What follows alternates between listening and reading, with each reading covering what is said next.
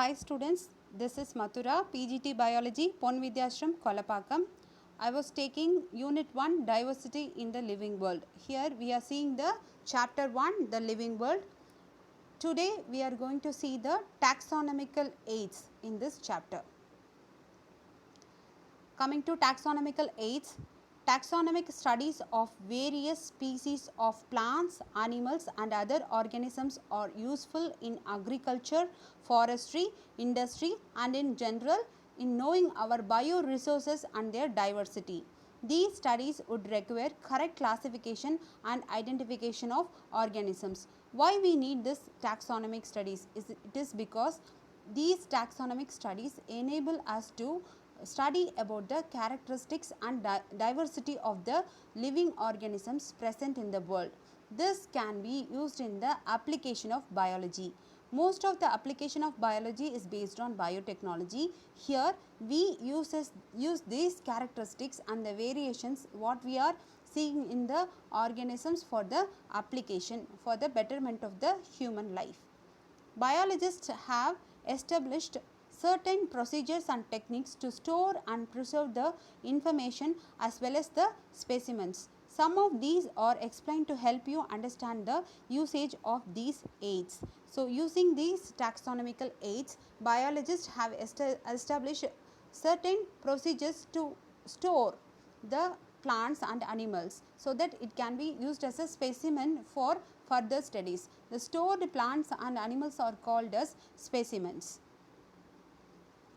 So, coming to the taxonomical aids, taxonomic studies of various species of plants, animals and other organisms require correct classification and identification. Each organism has to be identified and classified correctly so that the characters can be well understood. Identification of organisms requires laboratory and field studies. The other taxonomic aids are herbarium, botanical garden, museum, zoological park. Most of the identification organism is held in laboratory and field studies, but some other taxonomical aids are also there. They are herbarium, botanical garden, museum and zoological park. We will see all these taxonomic aids in detail. Coming to the first one, it is herbarium. Herbarium is the storehouse of plant specimens. Herbarium deals with only plants. It is a storehouse of plant specimens. Specimens are dried, pressed and preserved on sheets. The technique used is the plants are collected, dried, pressed and preserved as a sheets. The tools that helps in herbarium are cutters, diggers, vasculum, plant press and herbarium sheets, where this cutters, digger and vasculum is used to cut the plants, plants and the structures of the plants, and this plant press is used to press the plants, and these are preserved in herbarium sheets for further studies. These sheets are arranged systematically according to the universally accepted system of classification. So, the sheets, the herbarium sheets prepared are arranged systematically according to the rules that are accepted universally by the system of classification.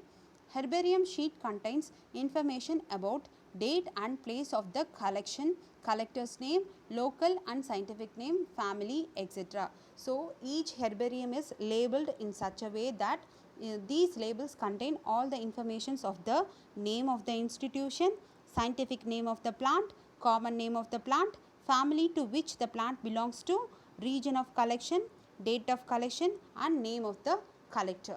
It provides quick referral systems in taxonomical studies. So, it is a quick referral system, it gives a quick reference. Coming to the second aid, that is botanical garden. A botanical garden is a place where plants are grown and displayed for the purpose of research and education. You might have visited the Ooty Botanical Garden. So, it consists of beautiful flowers and plants. These are not only for visiting purpose, and it is also for the research and study purpose. Each plant contains labels indicating their scientific name and family. Whenever you visit a botanical garden, you will come to know about various species of organisms, plants, and that also they will be labeled with scientific name. So you will learn the scientific name along with seeing the beautiful flowers. Some famous botanical gardens are Indian Botanical Garden, Calcutta; National Botanical Research Institute, Lucknow; Garden of Medicinal Plants, North Bengal University, West Bengal. Along with that, our Ooty Botanical Garden is also there. Coming to the third one, which is museum. Their herbarium and the botanical garden deals only with plants, but the museum deals with plants and animals. Here it is the preserved specimens are collected in a particular place, that is called as museum. Museum is the place of collection of preserved plant and animal specimens for study and reference. Specimens are preserved in containers or jars in preservative solutions and can be preserved as dry also. So, the dead animals and dead plants are preserved in a container or a jar containing formalin solution. This formalin acts as a preservative. So, they can be preserved as a specimen like this, or else they can be dried and they are stored as a dried specimen also. Insects are preserved in an insect boxes after collecting, killing and pinning. Large animals are stuffed and preserved. Large animals are killed and all the inner organs are taken out and they are stuffed, and then they are kept as a specimen in museum. Coming to the zoological parks.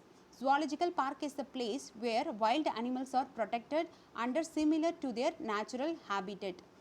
So, in the zoological park, wild animals are kept in a natural habitat, so that we can go and observe the animals and observe their characteristics in their wild habitat, natural habitat itself. So, we can't go into the jungle or forest to see the animals, it is quite dangerous. So, this zoological park enable us to observe the wild animals in their natural habitat. It provides opportunity for studying the behavior and food habits of the animals. As they are kept in the natural habitat, we can observe their behavior and the food habit of the animals. Some famous zoo in India are Zoological Park, Mysore; Nehru Zoological Park, Hyderabad; Trivandrum Zoo and Chennai Zoo. Chennai Zoo is the Vandalur Zoo. Most of you might have visited the Vandalur Zoo. If not, please go and visit there after this pandemic situation. So, coming to the next one, it is a key. Keys are used for identification of plants and animals based on similarities and dissimilarities. It deals with the similarities and dissimilarities of the plants and animals. Keys are analytical in nature and based on contrasting characters in a pair called couplet. So, keys gives the analytical analysis of the organism. It will give the information on both similarities and dissimilarities. So, it is given as a difference. So, one is a contrasting thing, the other one is a similar thing. So, it is a pair, and this pair is called as couplet.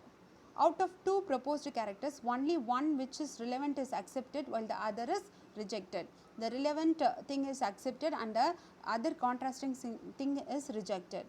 Each statement in a key is called a lead. Each statement is called as a lead. Separate taxonomic keys are required for each taxonomic category, such as family, genus, order, etc. So, separate taxonomic keys are required for separate taxonomic categories. So, coming to the next one, the other taxonomical aids. They are flora, manuals, monographs and catalogs. So, flora represents the plants, fauna represents the animals. So, flora gives information, that is taxonomy, nomenclature and descriptive data for plants that are newly discovered.